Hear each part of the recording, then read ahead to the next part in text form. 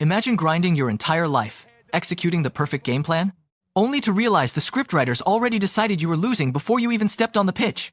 That is exactly what just happened to Egypt against Argentina. Let's be completely real. This was not just a football match. This was a highly engineered, absolute robbery on broad daylight. If you ever thought the NBA whistle felt a bit sus during a high-stakes playoff series, what went down in this knockout match makes that look like amateur hour. FIFA needed their defending champions in the final for the views, and Egypt paid the price.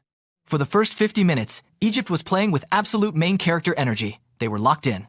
They took a 1-0 lead and had Argentina completely figured out.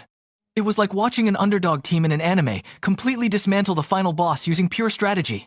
Argentina looked stressed, their passes were sloppy, and Egypt was a wall.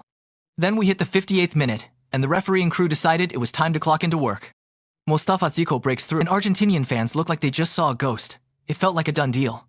But wait, VAR enters the chat. Now, let's break down how VAR is actually supposed to work so we are all on the same page. It is only meant to overturn a goal a whole minute before the goal even happened, to find a tiny, microscopic contact by Marawan Attia. In real time, this contact was absolutely nothing. It happens 50 times a game. It is like and that was just the beginning of the setup.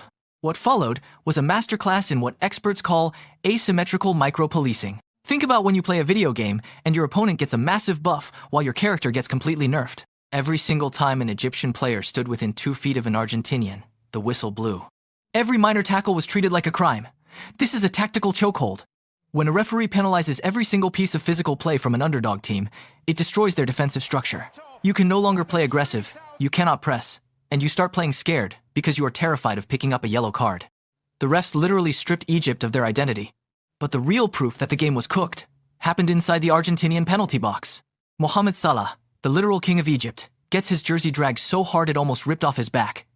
Clear penalty. In any normal football match, that is a spot kick all day long. But suddenly, the referee crew goes completely blind. The VAR room goes completely silent. It is the classic double standard. One team gets penalized for breathing too hard, while the other team can commit an actual foul inside the box and get away with it like they have literal plot armor. If Egypt gets that penalty and goes up, the game is over. But the scriptwriters could not let that happen. Mentally, Egypt was completely exhausted and broken down by the constant officiating pressure. When you feel like the system is rigged against you, it is almost impossible to keep your focus. In the final 23 minutes, the floodgates opened. Argentina pushed forward, capitalizing on an Egyptian defense that was too terrified to make a real tackle. Argentina ties it, then they lead. And then, the final blow. Stoppage time. Enzo Fernandez finds a pocket of space and hits the winner to make it 3-2. Argentina wins, and the media gets the high-profile, high-money final they were dreaming of. It makes for great television, but it leaves a terrible taste in the mouth of anyone who actually respects the beautiful game.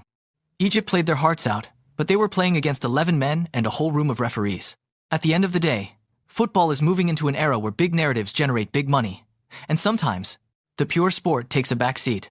Egypt got robbed of a historic moment, and Argentina got escorted to the finish line. You can argue about the tactics all you want, but when you look at the footage, the math just does not add up. That's elite ball knowledge.